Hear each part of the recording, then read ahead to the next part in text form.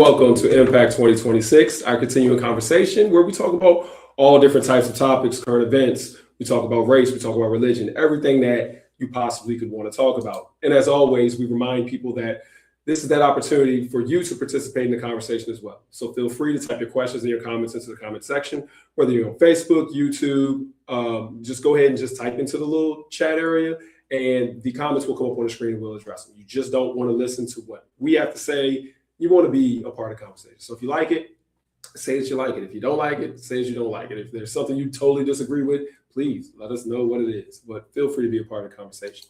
As always, I'd like to remind people about the other offerings that we have. On Thursdays at 7 o'clock Eastern Standard Time on Facebook and YouTube, we have Thursday Thirst. That's our weekly Bible study.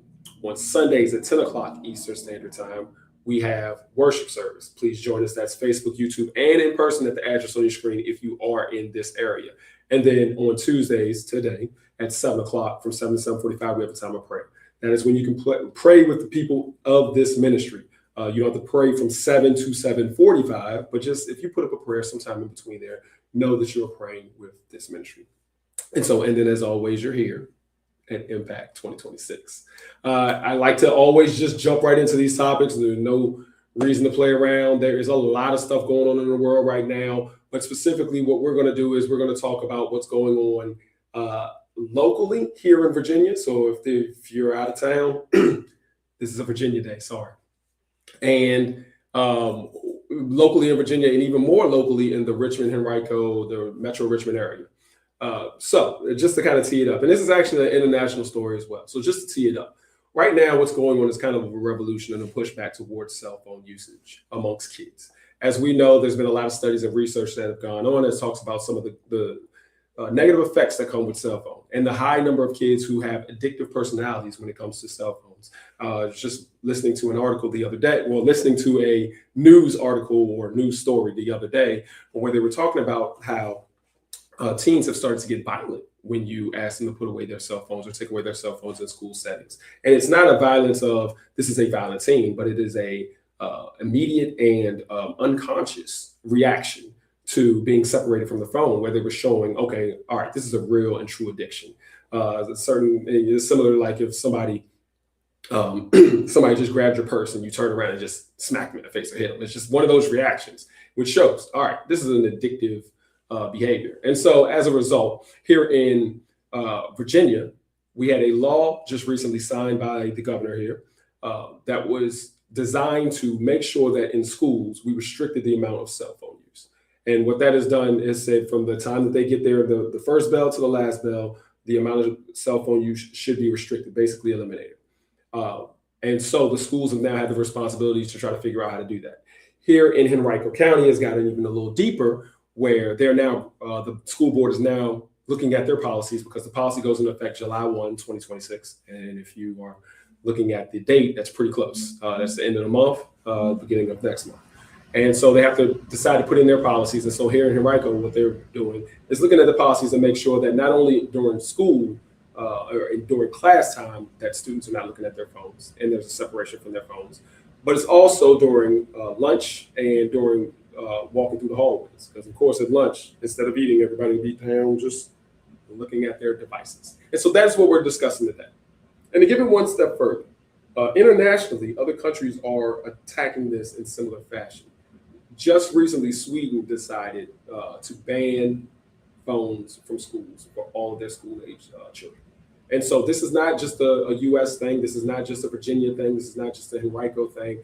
This is going on throughout the world. And so that's what we're here to discuss today. And I am not by myself. So today we have a guest that we can really get into the topic at hand. Sorry, I have to do some adjusting here. And here we go. Still a little bit more adjusting. And thank you, man. It's the magic of production. There we go. I think that's good. That'll work. All right. And so I have Ms. Arrington here with me today. Thank you for being here. Thank you. And so we're just going to hop right into it. And again, as a reminder, please feel free to type your questions and your comments in the comment section. So just overall, based on what's going on as far as pulling phones away from students, taking phones out of the classroom, giving that moment of separation and breaking that cycle of constant screen time. How do you feel about that? Do you think that that's a good decision? Is that a positive step for us to be taking as, as a city, as a state, as society, to kind of break the cycle of having schools and phones? Or are you or do you feel a little bit more like maybe we are going too far? How's your initial thoughts on that? So my initial thoughts is that it's really much needed in Mhm. this day and age. That it is a crucial step to take towards um, being able to be impactful, Mhm. on our youth, during the time that they are supposed to be in school learning. So I really think it's not just something that they just thought about doing just because, but I think it's something that they thought about doing because it's crucial, it's needed, it's pretty much required Yeah. at this point. Yeah. Yeah, it's been a massive switch. So I don't know how it was for you, but I know for me, when I was in school, if you were caught with a cell phone, you were suspended, and it wasn't like just Right. so you were suspended for a day. It was a nasty suspension. I want to say it was like 7 or 9 days. It was something crazy. And then we've gone all the way to now. Not only do you have a phone, and there's almost an expectation that everybody, when you get to like middle school, high school level, that all of them will have phones. It is okay for those phones to be out and about while they're trying to learn. Right. Initially when this happened a couple of years back, I thought, okay, well, they're going to be all cheating. When it's in math, they're going to be like, calculator, Right. or, social studies, they'll be looking at the answer. But that has not been the problem. The problem has been they just can't detach from social media, or can't detach from texting one another. And so going back to kind of the question there, it is going to change behavior. And but is that what the school should be looking to do? Should we be educating, or should we be trying to kind of social engineer people and change behavior? Have we kind of stepped over a little too far, or is that exactly where we need to be? I think that's exactly where we need to be. As you mentioned before, I mean, I came out in '04. Mm-hmm. We didn't have Right. cell phones in the classroom. Exactly, And if yes. we were caught with cell phones in the classroom, like you said, like a 10-day suspension, Mhm. we survived. Right. Right. So, we survived. So I think it's, and now kids are dealing with a lot more issues than we dealt with. Yeah. I'm talking about bullying, from social media perspective. So that kind of takes into consideration. I think the importance and the significance of us to kind of switch towards restricting. Mhm. So they didn't say, I don't think they said, you can correct me if I'm wrong, but I don't think they said banning it altogether, but restricting the amount of Mhm. time that they, screen time Right. within the classroom. Right. Yeah. Because as we know, parents are different now. Right. Back in the day, you could hop on your little bike, you could ride to the store, you could walk down the street by yourself. Now everybody is a helicopter parent in society. We're helicopter parents where we don't let our kids just kind of go out here. And so the anxiety that may be on some of the parents, of not having constant contact with their kids, um, I think that's the reason that they're not just banning it altogether, where you can't even bring it onto the bus or bring it into the building. We're kind of placating to the kids, and so or placating to the parents. And so, how, the question is, not only do we have to talk to the kids, but we have to talk to the parents, because how do we get the parents to kind of detach? As much as we think the kids are addicted to social media, I think parents are overly addicted to having constant contact with their kids. That's absolutely true. Now that's the question. How do we, other than restricting so that you don't have access, how do we navigate to a point where they're actually in school doing instruction time, learning and not communicating Mhm. with their parent or communicating with another student? Yeah. No, I think that's the big deal, because you know how parents are nowadays. Like, Right. I mean, if you get, they're trying to negotiate their children's grades, and try to come in. So I think that it's a conversation with parents. Right.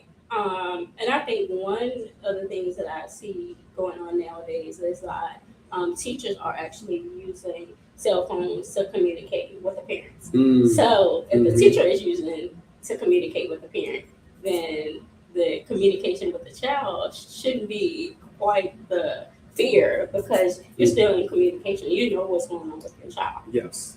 Now, I gotta tell you, I had this conversation with somebody else quite a while ago, when they were talking about banning, and I was like, based on previous experience, we've had emergencies in school, we had school shootings, Yes. Mm-hmm. And so I was like, if I had a child going to school, I don't know if I would want it banned. But, and that was my stance at first. Yes.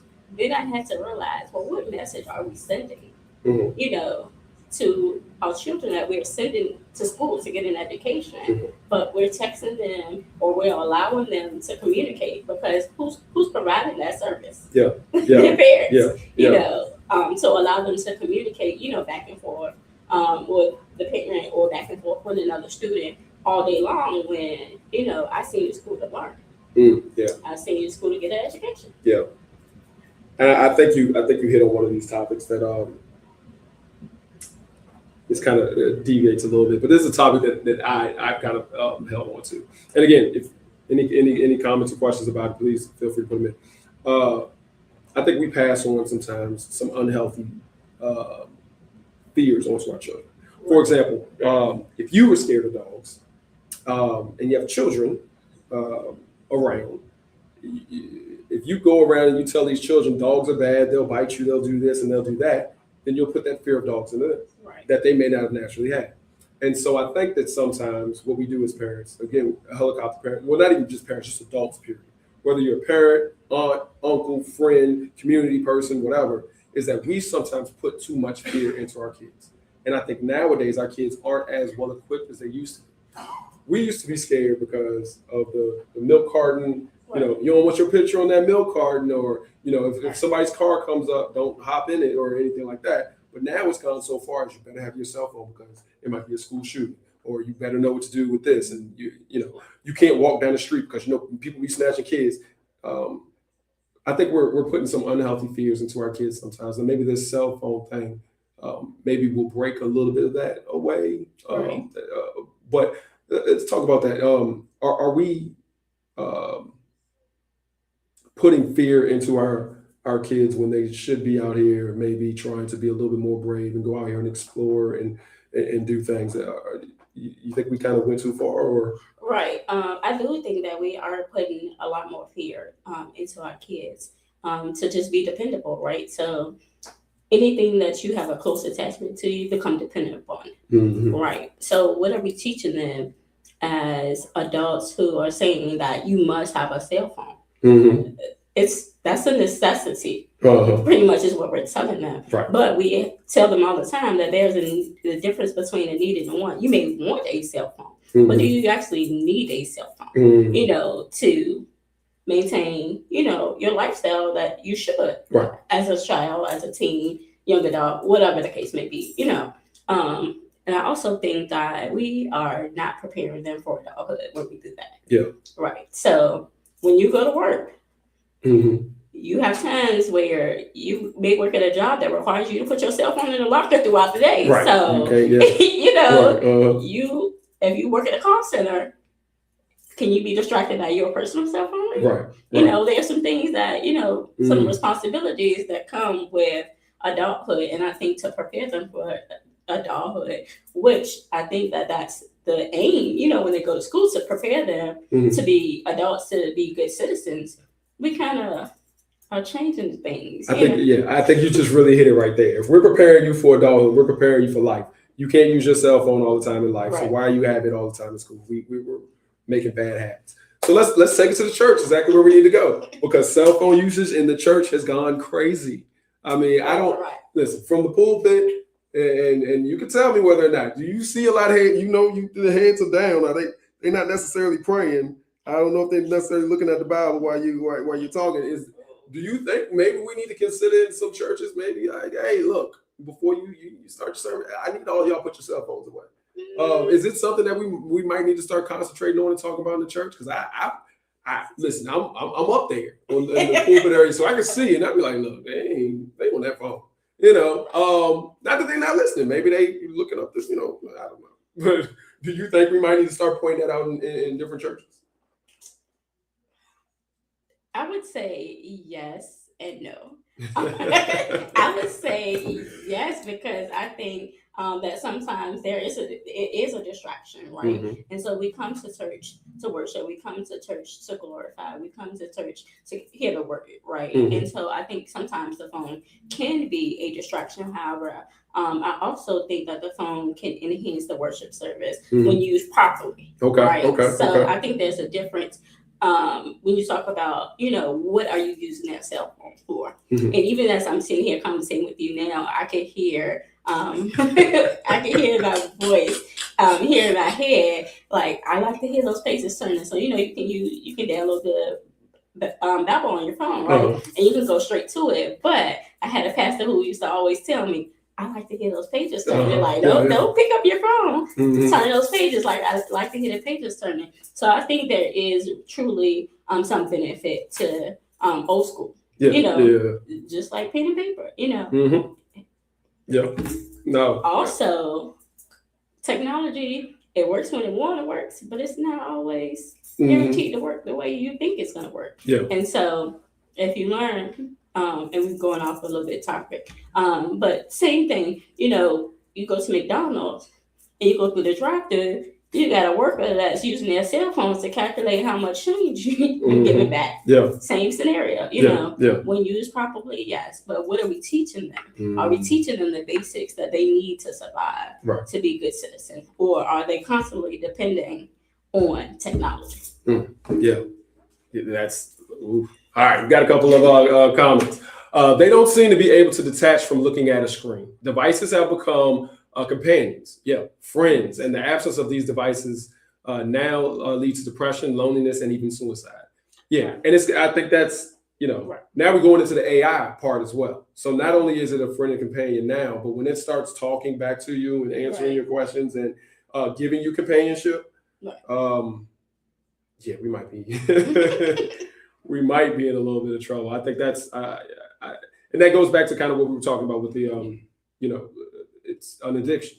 And Right. when you separate, they some of these kids get violent. But Mhm. and again, I want to make sure I put this out here. It's not on purpose. It's not like not necessarily on purpose. Some Right. of them are, but sometimes addictive behavior is not on purpose. Right. So we can't be all right. These are bad kids, and we want to lock them up and do all this. No. We gotta understand like they're attached to this stuff. Right. So I was watching a story that aired, and it was about a young teacher. I guess maybe in her mid-20s, Mhm. who was teaching a class. She asked the student to put the phone away. Mhm. The student refused to put the phone away. She asked 3 times. So after she asked 3 times, she took the phone. Mhm. Do you know that student turned around and broke her phone? Who? Got physical with her Uh-huh. and broke her phone.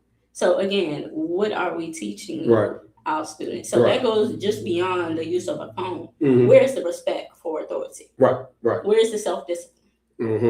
Mm-hmm. Right. And then I will say, as we were talking on the subject of, the social media, it brings another thing into a lot of kids are dealing with bullying. Yeah. Where does that start? Mm-hmm. 9 times out of 10, social media. Yeah.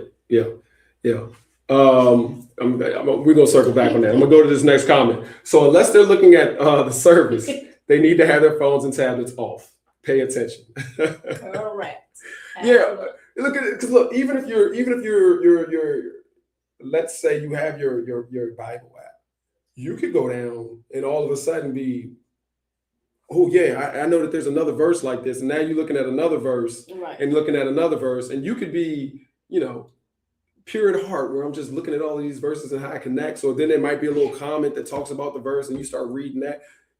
Next thing you know, you done missed the whole sermon because you've gone down this little, So I kind of lean more towards that, where it says just it can enhance, but it can be a trap. Right. Same way they talk about doom scrolling or whatever. You looking up a recipe, and next thing you know, you done gone down this thing of looking at foods in foreign countries and how they make them and all this. So I do think it's a trap. But yeah. So to circle back, and that was a good comment. I like that. To circle back, talking about social media, and with the phones, and we're talking about bullying. I'm a person, and I'm not on social media. Anybody who's talked to me really knows that. But to me, it's so simple. Turn it off. turn your social media off, or turn your phone off, or walk away. If I was on the phone with somebody and they was being mean, I'd hang up. But I have an understanding that it's not that easy. Right. It's not. It's an addiction. Mm-hmm. Any type of addiction that you have, no matter what type of addiction it is, it's going to be challenging and difficult for you to walk away, or for you to kind of remove yourself from that situation. Mm-hmm. The same way it's difficult if you're in an abusive relationship Mm-hmm. to kind of remove yourself from that abusive relationship. Mm-hmm. The same way if you're addicted to drugs, Mm-hmm. to remove yourself from drugs, alcohol, Mm-hmm. whatever the case may be, whatever that addiction is, and you can be addicted, same addiction to food. Mm-hmm. If you're addicted to food, it's going to be hard to push away from that table, right? Yeah. Right. So you want that last piece of cake. You want them grapes. Mm-hmm. You want that piece of pizza, that Yeah. fried chicken.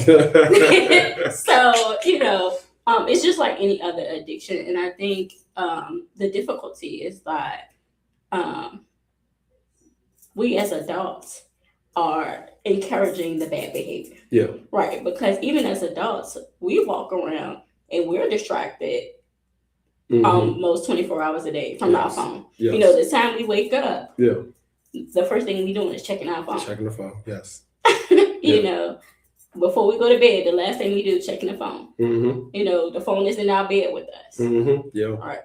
We driving down the road, Mm-hmm. we gotta check our phone. Right. Somebody calling me, and I'm gonna be honest with you. Mm-hmm. I may be one of those people that need to be like, wait a minute, because if my phone dings or if it lights up, Mm-hmm. it's notifying me. And so that makes me want to look at it even more. Right. Knowing that I shouldn't be distracted, right? Because we just talked about it. It takes 1 second for you to look down Mm-hmm. at your phone and change somebody's life forever. Yeah.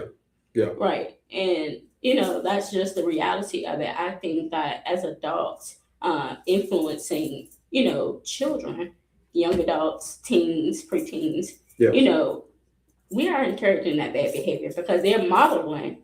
Behavior is learned. They're modeling that behavior from us. Mm-hmm. Yeah. Oh yeah, absolutely. I think you're right, because I had to. I went down a bad path as well. So I was never one of the. I'm gonna be on my phone, driving. But I had started doing the thing where when you get to the stoplight and it's red, all right, I'm gonna look down and see what's going on. Right. And you get honked on a couple times and you look up and all the people they done left and so I realized, look, now I can't even do that. Like that's I had to step away because that was a bad path. And then my children in the back were like, hey, you're supposed to go. And so now I'm being a bad example of them because they think it's okay to look at your phone when you're at the stoplight. It's not, because but as they say in the streets, keep your head on the swivel. Even when you're at the stop sign, you got to know what's going on. Right. So, yeah, you're right. We as adults, and not even the kids, just any kid that's looking at you. Kids are looking at us all the time, whether you're at work, whether you're at the grocery store, whatever. We're setting an example. I think we are. All right. Recently, studies have shown that AI is harming people's ability to think and reason. It may even begin to impact creativity. Yeah. And so I'm gonna swing that to you, but I want to mix that in with the school conversation, because now with the phone and even AI, I think that whether they're doing their school reports at home or whatever, you got AI, which is really going to give you all the answers so you don't have to think. I remember when I was young, I used to ask my mom the answers to questions, and she would be like, well, go find out for yourself. And I'm like, but it's so much easier if you just tell me. Right. And she'd be like, no, if you think about it, then you'll learn something. And so AI is kind of like doing what my mom didn't do, which was give me all the answers. And so now these kids don't have to think. Right. What do you think? And again, it goes back to, are we really preparing them for adulthood? Mm-hmm. What are they learning? Right. Other than I can pick up my phone at any time and,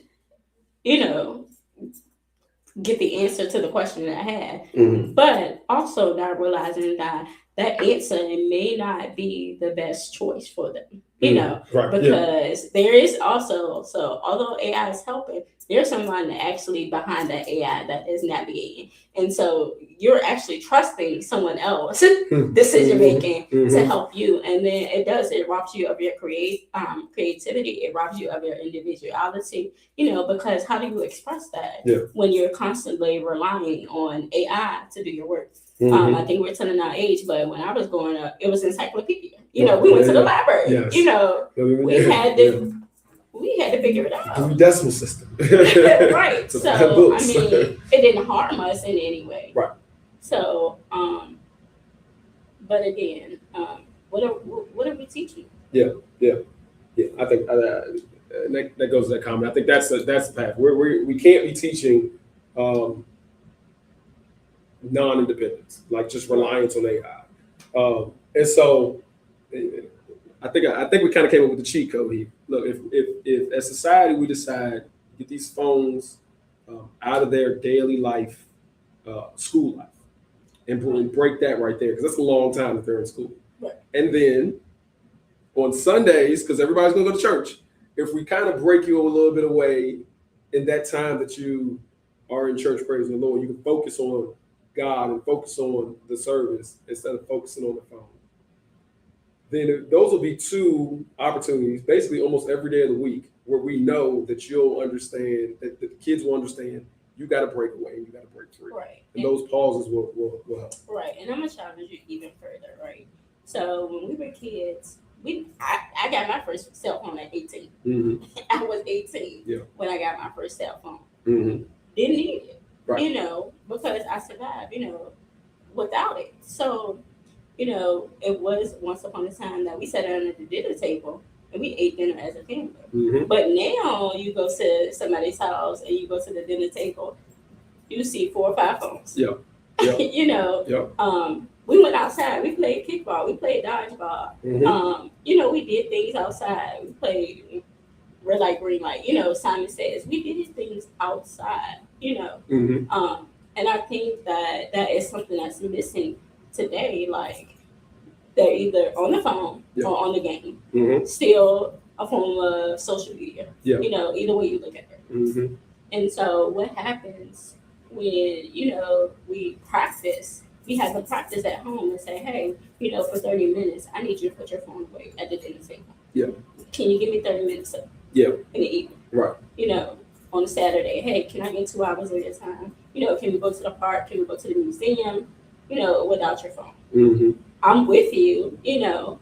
So then I think, you know, we tend to, or we start to, you know, model the behavior that we are looking to see, which is for them not to be so dependent on a cell phone. Yes, I do think that there are times when cell phones are needed, obviously. You know, we're in a different age of time, and yes, cell phones are needed, but I also think that there is a limitation to it. There needs to be some type of discipline. Yeah. And I'll even further, I think as adults, we need to do that with one another. We have adult hangouts, an adult no phone hangout. Like, let's go to go get something to eat, and let's leave our phones in the car. Right. Or let's go to the museum. That's a good one.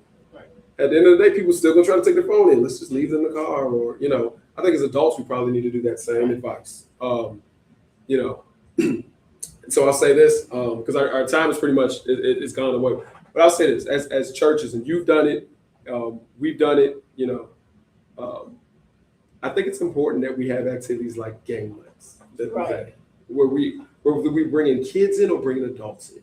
It was crazy because I do scouts, and the scouts, their age, the ages I deal with, little 6-year-olds all the way up to about 11-year-olds. Okay. And you find out that none of them know how to play card games.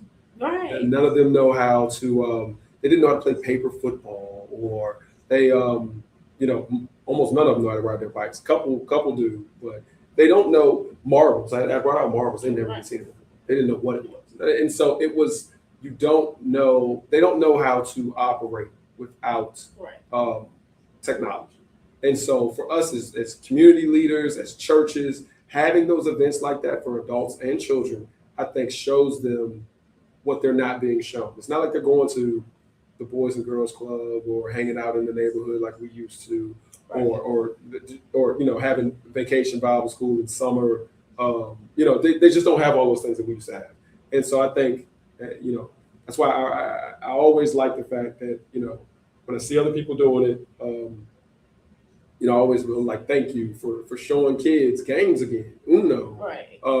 Connect Four, Monopoly. That's a long game, but just it's always good. I think if you can't do anything else, we could at least do that and give people an opportunity to kind of disconnect. Because you can bring your phone into those settings all you want, but you're going to lose it everything, and you're going to be unhappy. You're going to have to put that phone away so that you can pay attention when you're playing whatever game you're playing. And so it's little small gestures like that. And as the church and as community leaders, I think little small things like that, we can really help one another. Absolutely. And as you were talking, something else crossed my mind. We're preparing them for adulthood, right? And so when you enter into a court building, you can't take your phone. Well, let me rephrase that. You used to not be able to take your phone. Recently, I went into a court building. You can take your phone in there. However, it is locked. Oh, they lock it in the pouch that is locked. And the only way that you can get it is leaving out. They have a key that you don't have access to, and when you leave out, then you can get it. And so the same thing I thought about was, we can respect the court system, we can respect the judge, but we can't respect teachers, we can't respect pastors, we can't respect adults who are trying to invest into your future. And so, it kind of made me think, if we can do that, then why can't we come together and say, okay, for a few hours during the day, my child will not be accessible, but I'm also expecting my child to be being taught, right? Somebody is pouring into my child. Same thing at home. Not only do I want somebody else to pour into my child, I want to pour into my child. So I'm going to make that sacrifice. Even I got to put my phone away for 30 minutes while we're at dinner. Hey, how was your day? What went on? Yeah. Or like I said, on Saturday, hey, let's go to the park. Let's go to the museum. Let's play kickball. Let's go to the basketball court.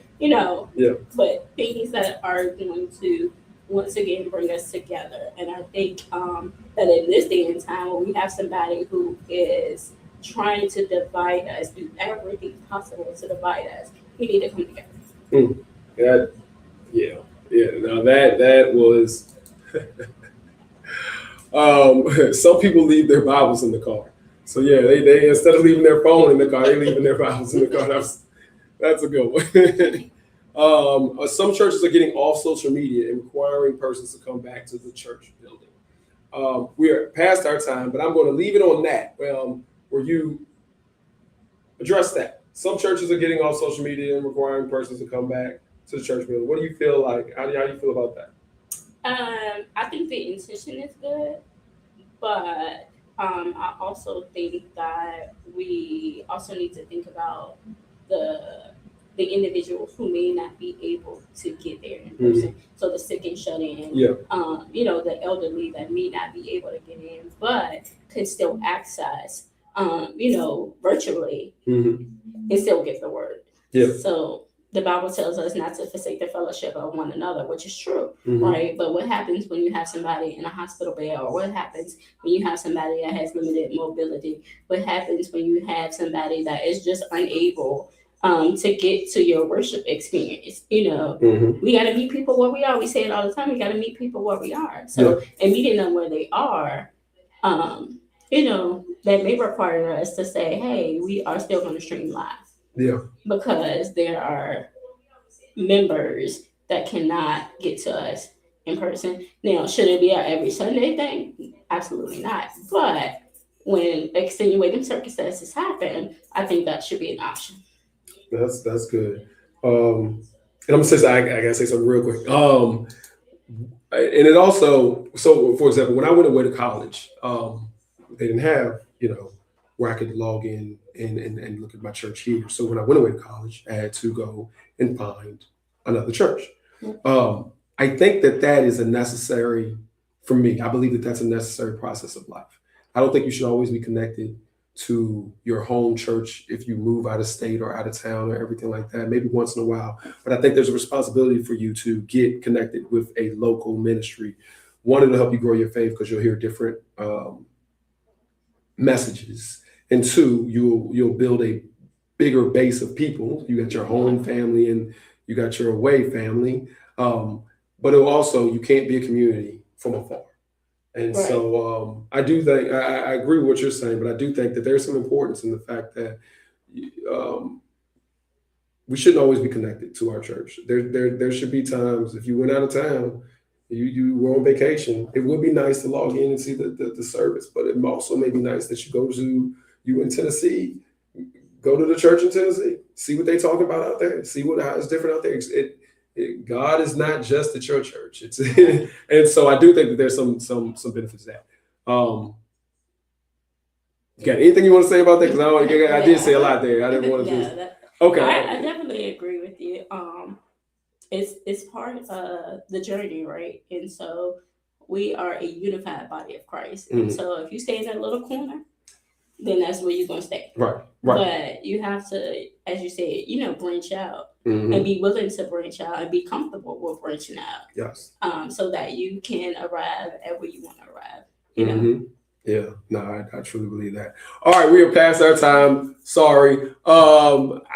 Thank you. I think this is great. This is a really good conversation. I think it's important. Some of the things we talked about today. So continue that conversation on. The comment section is still, gonna be active. So just in case you want to drop something in there. As always, like to go through real quickly. Reminder again on Thursdays. This Thursday, 7:00. We'll have Thursday weekly Bible study. Sunday, 10:00. We have Eastern Standard Time. We have service. Also at 11:45. 11:45. Service. You on Facebook and YouTube? Yes, Facebook and YouTube. Okay. So there as well, and in person, same address if you want to come in person. And then on Tuesdays, 7:00, we have prayer here. Anything else you want to plug? I didn't want to short you on anything. No. All right. So again, thank you again. Thank you for joining us. Have a good one, and we will see you next week.